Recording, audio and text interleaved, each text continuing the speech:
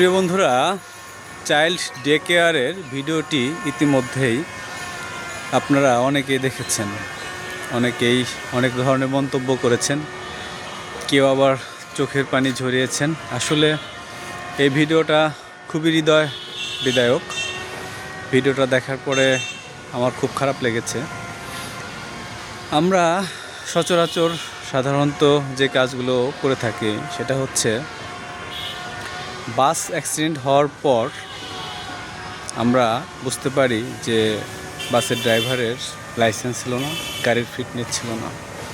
কোনো একটা বিল্ডিং ধসে যাওয়ার পর আমরা বুঝতে পারি যে বিল্ডিংটি নিয়ম মেনে তৈরি করা হয়েছিল না।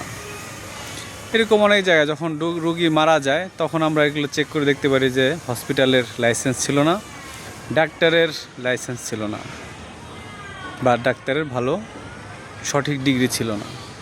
ঠিক তেমনিভাবে আজকে আমরা যে ভিডিওটি দেখতে পেলাম যে একটি চাইল্ড ডে কেয়ার স্কুলে 3টি বাচ্চাকে রেখে দায়িত্বরত, সম্ভবত আমার কাছে মনে হলো যে দায়িত্বরত মহিলাটি উনি কাজের বুয়া বা কাজের মাসি আমরা যে যাই বলে থাকি না কেন।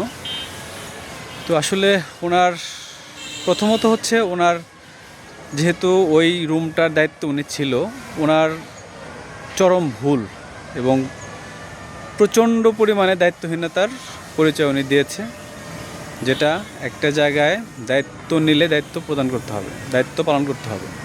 আপনি যেখানে জব করেন না কেন, যে কাজটাই করেন না কেন, আপনি যদি সেটার দায়িত্ব নেন তাহলে আপনাকে যথাযথ দায়িত্ব পালন করতে হবে।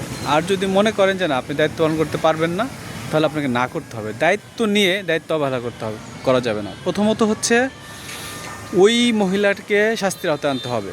কেন উনি 3টি বাচ্চাকে একটি বদ্ধ রুমে রেখে এভাবে চলে গেল, রুমটি বন্ধ করে। একটা সাধারণ বড় মানুষও এভাবে একটা জায়গায় মানে বদ্ধ করে, কোনো রুম বদ্ধ করে বাইরে থেকে বদ্ধ করে যাওয়ার কোনো নিয়ম নেই। 3জন যদি সাবালক বা পূর্ণবয়স্ক মানুষও থাকে, বা 2জন 3জন যাই থাকুক না কেন, পূর্ণবয়স্ক মানুষকে আপনি বাইরে থেকে লক করে যাওয়ার কোনো নিয়ম আমার মনে হয় না যে আছে।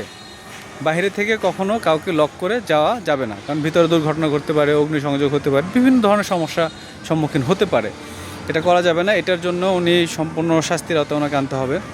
দ্বিতীয়ত হচ্ছে ওই প্রতিষ্ঠানের যারা কর্মকর্তা রয়েছে তারা যে দায়িত্বটা দিয়েছে, তাকে দায়িত্ব দেওয়ার আগে বুঝতে হবে যে আমি এই ব্যক্তিকে এই দায়িত্বটা দিচ্ছি, সে কতটুকু দায়িত্ব পালনে সক্ষম। দায়িত্ব যার তার হাতে তুলে দেওয়া যাবে না। যে ব্যক্তি গাড়ি চালাতে না পারে তাকে যদি আপনি গাড়ি চালাতে দেন তাহলে কিন্তু সে অ্যাক্সিডেন্ট করবে, এটাই স্বাভাবিক। যে প্রতিষ্ঠান এই মহিলাকে দায়িত্ব দিয়েছে সেই প্রতিষ্ঠান দ্বিতীয়ত হচ্ছে তারা অন্যায় করেছে। তৃতীয়ত আমার কাছে যেটা মনে হয়েছে, এই সকল বাবা মা যারা তাদের এই সন্তানদেরকে ডে কেয়ার দেন, অনেক ব্যস্ত, তাদের জীবনে অনেক ব্যস্ততা, তারা ব্যস্ততার কারণে তাদের সন্তানকে সময় দিতে পারে না, এই কারণে তো তারা ডে কেয়ারে দেয়, তাই না? তো এই সকল বাবা মাদের আমি বলবো, তৃতীয়ত হচ্ছে তারা অপরাধ করেছে, তাদেরকে শাস্তি আনতে হবে। কারণ এইরকম একটা দায়িত্বহীন প্রতিষ্ঠানে কেন তাদের সন্তানকে তারা দিয়েছে, এটা একটা মানে তারা অন্যায় করেছে বা ভুল করেছে, এটা কাজটা তারা ঠিক করেনি। আর আমি এই সকল বাবা মাদের বলবো, আপনাদের যদি অনেক ব্যস্ত থাকে জীবনে, টাকা পয়সা যদি খুব বেশি প্রয়োজন থাকে, সন্তানকে যদি সময় দিতে না পারেন, তাহলে দেশের ক্ষতি করেন না, নিজেদের ক্ষতি করেন না। এই সন্তান জন্ম দেওয়ার কোনো দরকার নেই।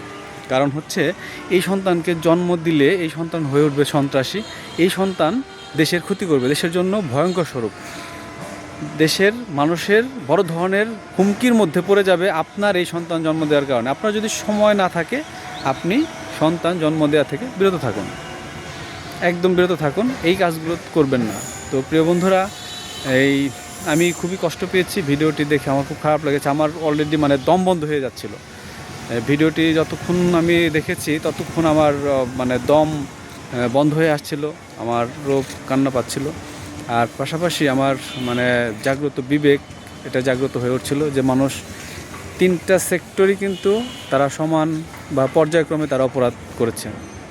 আমি চাই এটা প্রশাসনের দৃষ্টিতে যাক এবং তাদেরকে আসলে যার যার জায়গায় যে যতটুকু অপরাধের মধ্যে পড়ে শিশু, তারা তো আসলে অবুঝ, তারা তো আসলে কোনো অপরাধের মধ্যে পড়ে না, তারা যেটা করেছে না বুঝে করেছে।